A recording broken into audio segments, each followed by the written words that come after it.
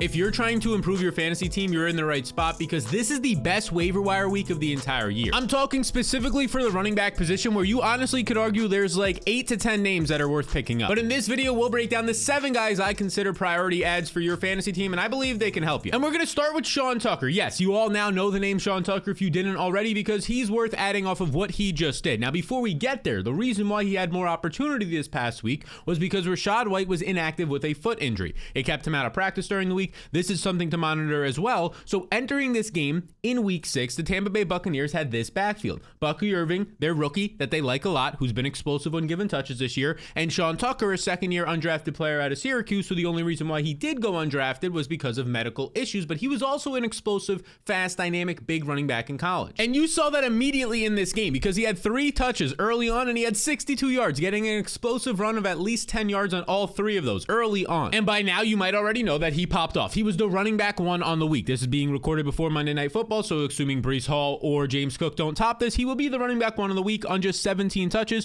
where look at this, 136 rushing yards, 56 receiving, multiple touchdowns on the road against New Orleans, and what is his first extended run in the NFL, Sean Tucker popped off. He was given an opportunity, and you love to see this, given an opportunity, and he shines. It's also worth noting that he was in the 2-minute offense both at the end of the first half and the end of the second half for this team. Now, the second half was kind of a blowout, but the first half, it was a close game, and he was in over Bucky Irving. So now, what is your takeaways from this, right? Because Rachaad White was out from this game. He's expected to return pretty soon as of this recording. And then Bucky Irving played ahead of Sean Tucker, started the game ahead of him, was using and seeing the majority of the snaps in this game. So what can we expect? We're not going to think that Sean Tucker is going to come out now and he's not going to be the running back 1 on this team. He might not even be the running back 2 on this team and probably not once Rachaad White comes back, but we have to at least address what he just did. Because again, he just did this. He just put up nearly 200 yards and 2 touchdowns, something Rachaad White has really never done in a game and hasn't looked good and is now hurt. Now you might argue, yeah, but some of that was in garbage time. This is the final drive of the game, and you'll see it was all Sean Tucker. They were just running out the clock. But still, he's picking up a 36-yard run. He's picking up a 12-yard run, just explosive runs of 10-plus yards, and he caps it off with an 8-yard run and a 5-yard touchdown. So yeah, obviously they were just trying to run out the clock here. He picked up like 65 of his total yards and a touchdown on this drive, but he was also involved early on from the start of this game, including the first quarter, and like I said, in key situations like the red zone and the 2-minute offense. Now, if you're not familiar with Tucker, like I said, he's an undrafted free agent from last year. He's a second-year player. He's still just 22 years old out of Syracuse, and the reason why he did go undrafted was because of some medical issues. But if you want to see this dude right here, I mean, he's just absolutely fantastic. He has 4.4 speed. His power, his ability to break tackles, and you saw that in his game, and his explosiveness is fantastic. And he's not like a smaller back. He's a bigger back at 210 pounds, kind of your ideal size for a running back who can break tackles. Like, he should have a role in this offense moving forward. He was too good in this game not to. And for those of you that play Dynasty and track, and maybe even Devy and track just high school and college performances, you know that this guy's always been productive. Dating back to Syracuse in 2021, he had 1,500 rushing yards. His final year in Syracuse, he had 1,000 rushing yards on less carries in that year, but he also picked up, and a big reason why he had less carries, more receiving game usage, 36 catches. This guy can do it all. 1,400 total yards last year. The year before that, factoring in his receiving yards here of 255, nearly 1,700 total yards. He can catch passes, break tackles, has explosiveness. This is a guy that they have to keep on the field. And I'll be the first to admit, I don't know how the coaches are going to do it. I don't know if Rachaad White's just going to miss more time. I don't know if they're going to actually bench him because these 2 guys right here are better than them. I still think I want Bucky Irving as the RB1 on this team, but now I'm starting to consider that I want Sean Tucker over Rachaad White as well because what he just did, like I said, Rachaad White has never done, and the coaches are going to know that, so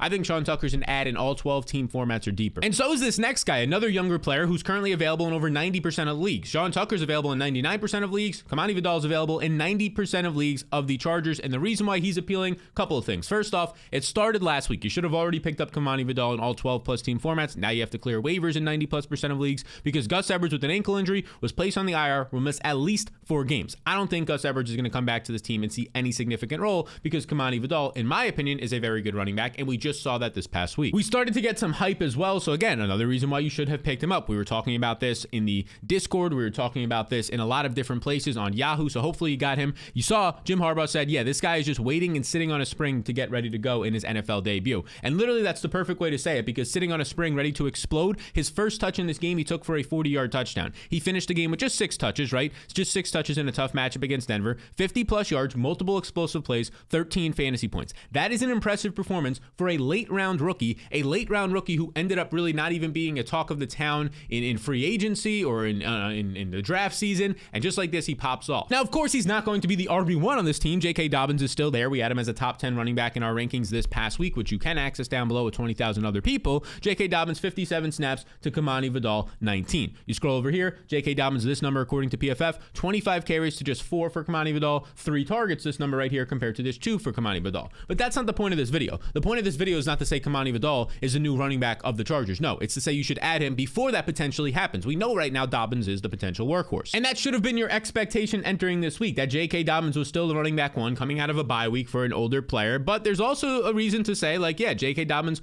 was somewhat trending down this past week. And Jeff Mueller kind of pointed it out. He was one of the first people to put this on my radar that you can see right here. He saw the typical metric regression. So metric regression just basically means that early on he was performing well coming off of this Achilles for the first 1 to 2 weeks. But then from weeks 3 to 4, it started to regress a little bit because, yeah, early on you have all of your explosiveness still, or you're at least a little healthy. You don't have as much wear on that new Achilles. Honestly, I'm an idiot. I don't totally know what that fucking means, but he's a doctor and I trust what he's saying. But look at this. The stats also back it up. The juke rate for J.K. Dobbins this season, just 56, meaning his broken tackle rate is 56th in the NFL. Well, you know who's not bad at breaking tackles in college? Kamman Vidal. You know who wasn't bad this past week on his 6 touches? Kamman Vidal. But again, we have to temper expectations because, I mean, J.K. Dobbins is literally coming off of a 27-touch game where he had over 100 total yards and a touchdown. Now, on a per-touch basis, he wasn't exciting in this game. He didn't have a ton of explosive runs, hence his just 25 carries doesn't even get to 100 yards, averaging less than 4 yards a carry. But again, this is a guy who's still a workhorse on this team. But we also have to keep in mind that this is a guy coming off of multiple major injuries who has an injury history in the past, and now Kamman Vidal is just one injury away from being the starting running back behind a good offensive line and a run-first team. And if you don't know a lot about Vidal, I mean, he's just an extreme athlete, 4.46 40 time. I mean, his athletic abilities is a big reason why he got drafted, has good burst, has good agility. You come over and you look at his size, and this is a big thing, 213 pounds, has the ability to be a red zone back. And also with his size, he has the ability to pass protect on third downs. That's probably the only reason why Jim Harbaugh trusts him enough to put him on the field for 6 touches this past week and protect Justin Herbert. But it's not just all about the traits like the size and the speed and the power. This is also a guy who produced over 1,600 rushing yards last year, led all of college football, 1,100 the year before that. You take his 1,600 rushing yards, you pair it up with his 200 receiving yards, the dude had almost 1,900 total yards last year. Yeah, that's not something to just scoff at and not take seriously. I know it was against weaker competition at Troy, but he did it there, and then he came into the NFL, and on his first touch, he gets a 38-yard touchdown. I think there's something to Kamman Vidal. So Kamman Vidal is worth an ad in all 12-team formats, maybe even some 10-team formats, but this next guy is the #1 waiver wire ad on the entire week. But before we get there, I just want to show you this tool. This is my waiver wire tiers and rankings. I rank and tier every single position. This is the tight ends and the quarterbacks for this week. You can see right here, a little freebie.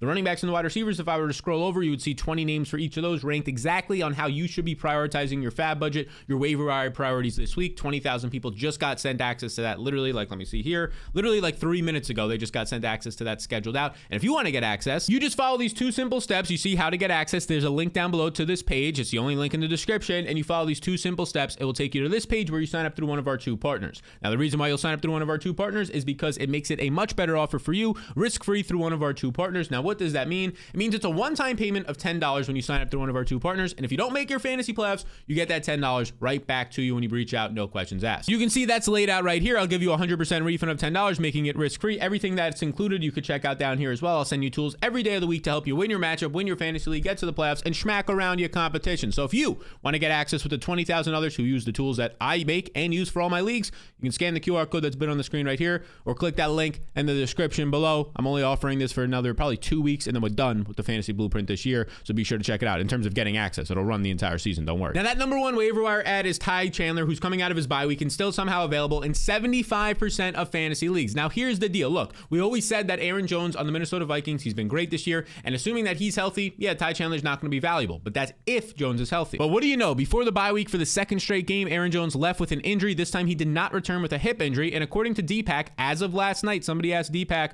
SportsMD Analysis on Twitter, be sure to follow him. He said, somebody asked about Aaron Jones. He said, on average, this is a 2-week recovery time. So it's possible that he plays in week 7, but data is slightly favoring a week 8 return. Reminder, this is an older running back, Aaron Jones, approaching 30 years old, dealt with a lot of injuries last year, and now he has another one. There's a chance he at least misses this week, making Ty Chandler, in my opinion, a top 12 running back if he does for week 7. Now, in that week 5 game before the bye, once Aaron Jones went out, it was the Ty Chandler show. Chandler did have a fumble in this game, so he kind of got benched for like a drive, but that was about it. He ended up seeing 61% of the snaps, 48% of the rush attempts, but keep in mind that was with Aaron Jones seeing a handful of carries in this game. It was really about 80+% of the carries in this game once Aaron Jones left went to Ty Chandler, and we know we've been saying it all off season. He's a guy that they really like on this team. He's going to be the new Aaron Jones on this team as long as Jones is out. You'll look at the overall stats from that game, and you'll see right here that, yeah, he only had 14 carries for 30 yards, only puts up 6 fantasy points, but I'm more impressed with the 16 touches in this game. 16 touches overall. He comes in on short notice in that game. It's not really like something I'm going to scold at you. It was a game over in London. He's a younger player. It's really adjusting to this all right. There's a lot of excuses you can make, but it was just a bad game overall for him. The fact that he had that bad game, then went on the bye week, and people know that it's not a major injury for Aaron Jones keeping him out all year, is keeping Ty Chandler still available. Like I said, this dude right here, still available in over 75% of leagues during the bye weeks, even though he's going to be a top 12 RB this week if Jones is out. Because I think Ty Chandler has the making to be a league-winning running back. He's a younger running back who's shown proven flashes in the past, as recent as last year being an RB1 on the entire week against the Bengals in week 15. He has 4.38 speed. He's behind a solid offensive line with 2 really good tackles in Christian Darrisaw and Brian O'Neill. He's in an offense that looks good behind Sam Darnold and an interesting, or a good head coach, I should say, and Kevin O'Connell. And now he's coming off of the bye week, so they have an extra week to prep Ty Chandler to be the guy. So be sure to add Ty Chandler. He's the #1 running back ad for this week. Now for our next situation, we have to talk about James Conner. And no, I'm not talking about him as an ad. Of course, he's owned in like 99 to 100% of leagues, but we have to talk about what happened this past week, where it was a really weird game for Conner. First off, he ends up banging up his ankle. He comes out in the second half with tape on it and immediately fumbles, and then basically doesn't play the rest of the second half. Now, at least we have that context that it did look like he was getting his ankle taped by multiple different people who cover the team. Right here, one player covers the team getting ankles taped on the sideline now. Another was from a Twitter doctor, Jeff Mueller, says looks like he was getting his right ankle tape, then sprinted onto the sideline. The good news is that he did return to this game, like I said, but immediately fumbled and then was put in the doghouse. So was it the injury? Was it the fumble? Definitely, I think, a combination of both, which resulted in the box scores looking a little wonky here. You see James Conner plays just 16 snaps, 16 of a possible 58 according to PFF. Amari DiMercado's playing 31. The rookie Trey Benson's playing 11. You scroll over to the touches in this game and it is gross. 5 for the rookie Trey Benson, 7 carries for James Conner, and 4 for Amari DiMercado, who also sees 7 targets in this game. Overall, I just think it was a weird week for James Conner, but again, this was an ankle that he had to get taped. This is a thing that can keep an older player like Conner, who averages 4 missed games per season in his career. Maybe in practices, he starts to miss some, and then he's at risk of missing week 7, which means that 2 players start to become interesting. First is the running back Trey Benson, the rookie running back who in this game saw 5 carries, who had an explosive run of 20 yards, but he got most of his usage when James Conner was injured. Once Conner came back into the game, it wasn't the Trey Benson show anymore, but it was the Amari DiMercado, a guy they trusted last year, a guy they've trusted so far this season over the rookie Trey Benson. DiMercado had 9 touches in this game. He goes for over 60 yards, puts up 11 fantasy points. This is somebody who, in my opinion, is worth an ad in all 12 team formats, as well as Trey Benson as well, more of a longer term stash, especially for Dynasty. But Amari DiMercado is appealing if James Conner starts to miss Wednesday practice,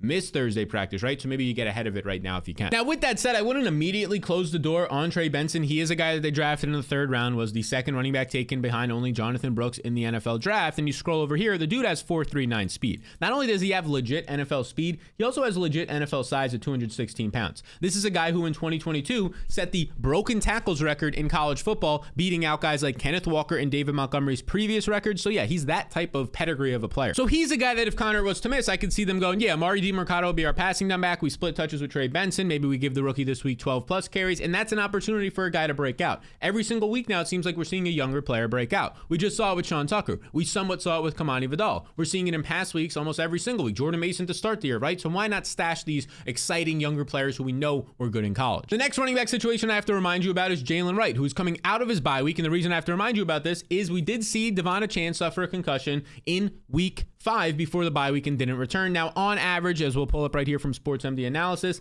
a concussion is only going to take you on average 8 days to recover from. Devon Chan right here, he says concussion on average, you're 1 week out. Week 6 was a bye, so he's assuming no missed time. But we do see that these concussions, like with Malik Neighbors right now, could keep you out longer if they're a serious concussion, if you get some post-concussion symptoms. Right now, we don't know where Devon Chan's at until his Wednesday practice reports. But either way, even if Devon Chan plays in this game, I still do think that Jaylen Wright is worth adding for the same reasons I just said about Trey Benson, except I think Jaylen Wright has a clearer path to touches because we just saw it last week, because guys like Raheem Mostert have already been banged up this year. Devon Chan is already banged up currently, potentially right now. Jeff Wilson got banged up for the 2nd time his last game in week 5 as well. Like, Jaylen Wright, the young player on this team, is the only guy who's currently healthy. And once A-Chain left in that game, we saw 34% of the snaps for Jaylen Wright behind Raheem Mostert, and we saw really good usage out of him. In a matchup against New England, not a bad matchup at all, not an easy matchup though, 13 carries for 86 yards, multiple explosive plays of 10 plus yards in this game, and that's what this dude is known for. Last year in college football, he led all of college football in explosive runs of 10 plus yards. 26% of his carries, 1 out of every 4 he took for at least 10 yards. And Jaylen Wright just fits perfectly for this team. Like, I wouldn't have liked if we went to maybe any other team, but he has 4.38 speed, 4.38 speed for a bigger running back at 210 pounds, bigger than the other backs in Devon Chan and Raheem Mostert in this backfield. Like, he just fits Mike McDaniel's offense perfectly. In week 5 before the bye, we finally got to see the Dolphins running game get going. Tua might come back in week 8. It seems like that. They're coming out of the bye week, so maybe the rookie naturally just gets a bigger role built into this offense as well. So there's a lot of pointing up good signs for Jaylen Wright for a reason why you should add it. Another rookie we're going to talk about, because I don't think really anybody's talking about this, at least I haven't heard people discuss what's happening with Blake Corum, because he's now coming out of his bye week. Naturally, we see rookies see larger roles coming out of the bye, an extra week to prep them into the offense. They can now handle more as they're a rookie. They can handle just more on their plate as a rookie learning in the NFL. And this is one of the best rookie running backs we've seen in a long time. The last 3 years at Michigan, you're seeing 949 yards. Then he gets the big 1,400-yard season, injures his knee at the end of that year, so comes back to college, goes for over 1,100 yards, really starts to pile it on down the stretch on his way to a national championship. Blake Corum has been great in college. He got a lot of hype this preseason. A lot of nice things were said. He gets drafted in the 3rd round by the Rams, a good situation with Sean McVay. But then he basically doesn't get used at all. Week 1, he plays no snaps. Now, week 2, he does see 8 carries for 28 yards, but the dirty little secret about this is all 8 carries and all 8 snaps that he had in this game were on the final drive in garbage time.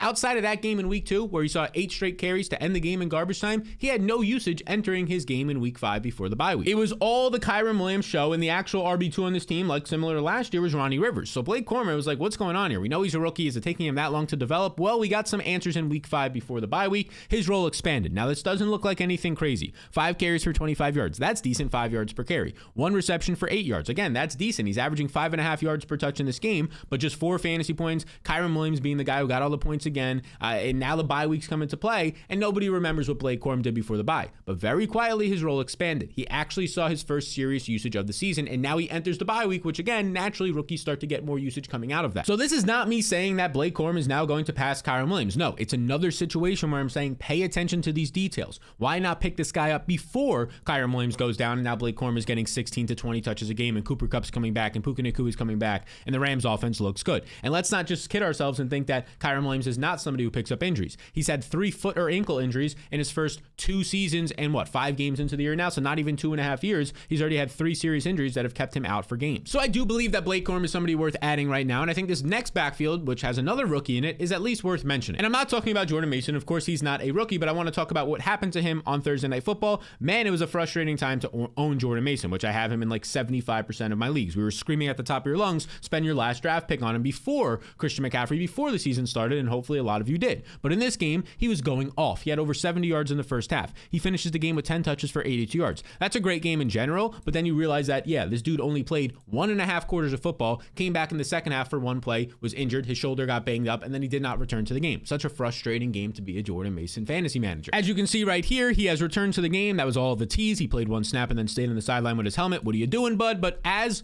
DPAC SportsMD analysis says, the video suggests an AC's joint sprain. This was what was later reported. Can often play through with a production dip. Now, he tried to play through, but it was too painful. We still don't know the severity of this. If it is a grade 1, he could actually play in week 7, but it's going to depend on practice reports, which means we have to start looking at the other running backs in this backfield, because Christian McCaffrey is still not expected to return in week 7. He might return after their bye week, sometime around week 9 or week 10. So it's Isaac Horrendo was the guy this past week who got a lot of playing time, a lot more playing time than he usually has. And this is a guy who was the fastest running back at the NFL draft, has 4.33 speed. The burst is insane. The agility is insane. I mean, Kyle Shanahan could not help himself in the 4th round when they saw this guy was still available, because he was the number one ranked athlete amongst the running backs in this year's draft. And if you scroll over, number 10 of all time at the NFL Combine, 10 out of 721 running backs, he ranked better than guys like Saquon Barkley, better than guys like Jonathan Taylor in terms of his size plus speed plus burst, power, all of that, his athletic build. And then we actually got to see this guy, based on the injury to Jordan Mason, see some extended run this past week, and it was pretty good. You could see over here, he goes for 10 carries for 99 yards. But if you watch this game, you know that he got basically all of those yards on 1 carry in not garbage time, but at the end of the game, he breaks away from a long run, slides down.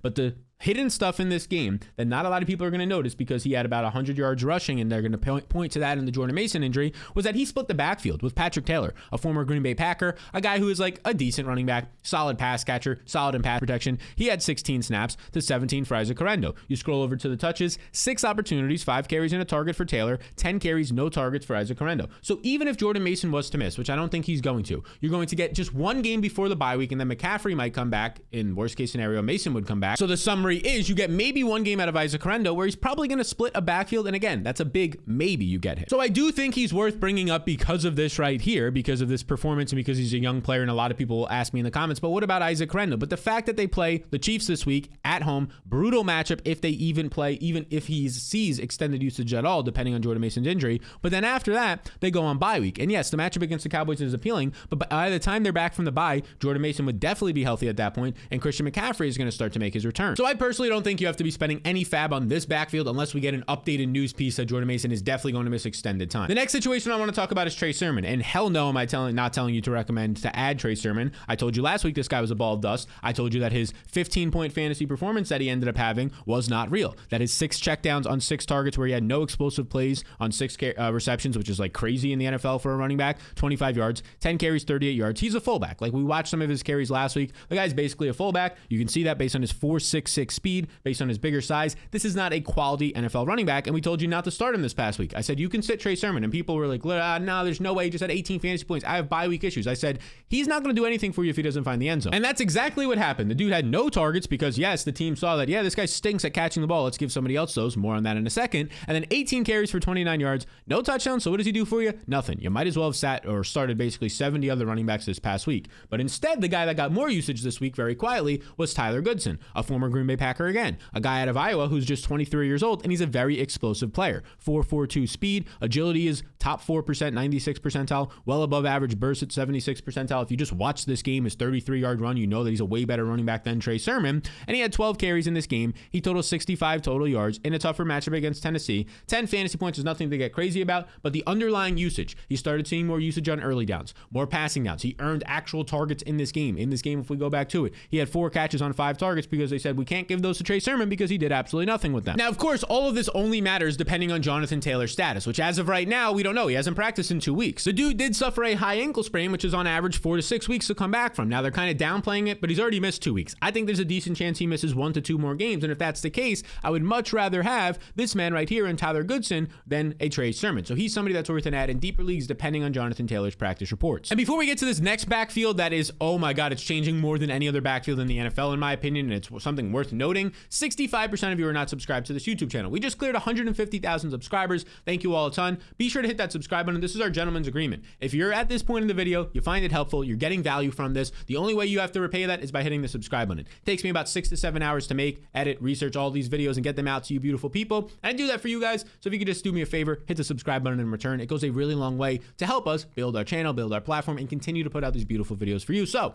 gentleman's agreement, there we go. Now this crazy backfield I was referencing is the Cleveland Browns backfield, which this team in general is just gross, but Jerome Ford injures his hamstring, doesn't return. Hamstring injuries on average for running backs are going to give you at least 2 weeks out. So now this is a situation we have to look at in this backfield, because what is left in this backfield, at least for this game, we'll get to what's going to be coming. Deontay Foreman and Pierre Strong were left in this backfield, and they basically split the backfield. You see 30 snaps for Pierre Strong, 20 for Deontay Foreman. Pierre Strong more of a pass catching running back, Foreman more of the goal line type of short down guy, and that's what we saw in this game. 10 carries for Foreman, 8 carries for Pierre Strong, 2 targets for each of them. So in general, I think Pierre Strong is the more dynamic player, the more explosive player. I think Deontay Foreman's the guy who would get some carries, but there's a big curveball we have to add in, because based on reports, Nick Chubb, who has been practicing in limited participations for the past 2 weeks, is expected, as you can see right here, according to Underdog, expected to return in week 7 after he remains out for week 6. Now, this isn't a guarantee. He's expected to. We'll assume that he gets through practice with no setbacks, and if that's the case, now you're in a situation where this backfield gets really messy. Deontay Foreman's there. Pierre Strong's there.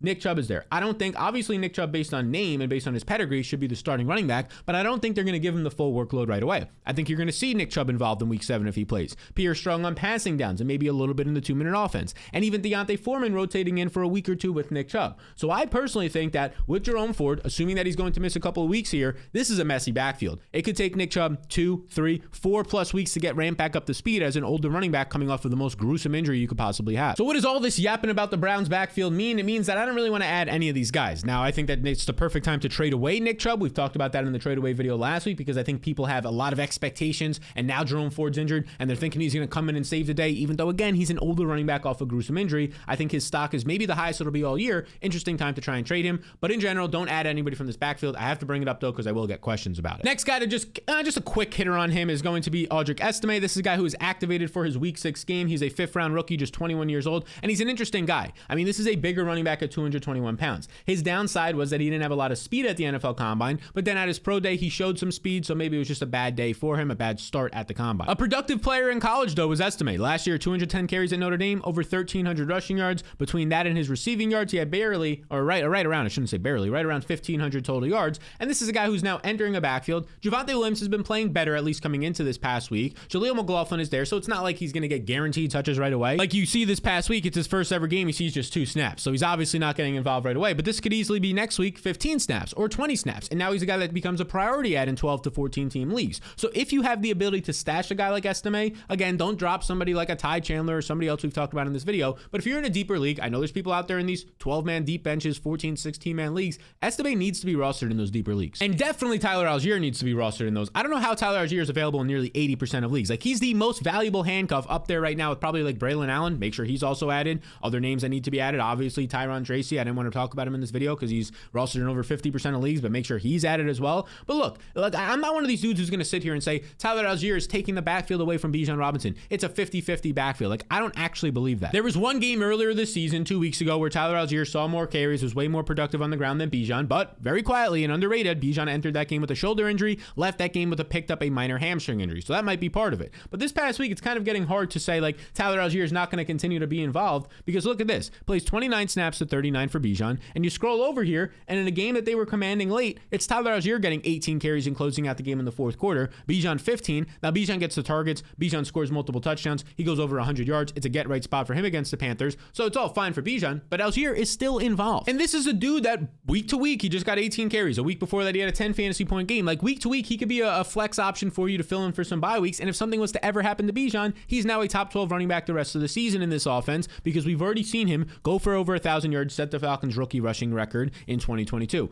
Last year, he still puts up 683 rushing yards, 200 receiving yards. So he's going for nearly 900 yards while splitting a backfield with Bijan. And now this year, even though there's a new coaching staff there, they still like Tyler Algier. So it's saying something. It's saying that this guy is talented and they want to give him a role because, again, he's good. So these have been the running backs that you need to be adding before week 7 begins. And when the wide receiver video is up, it comes out on Tuesday morning. I'll pop that up right here for you beautiful people if it's not out already. Well then, enjoy the rest of your day. And be sure to remember our gentleman's agreement 2 seconds before you go. Appreciate you all, and I'll see you in the next one.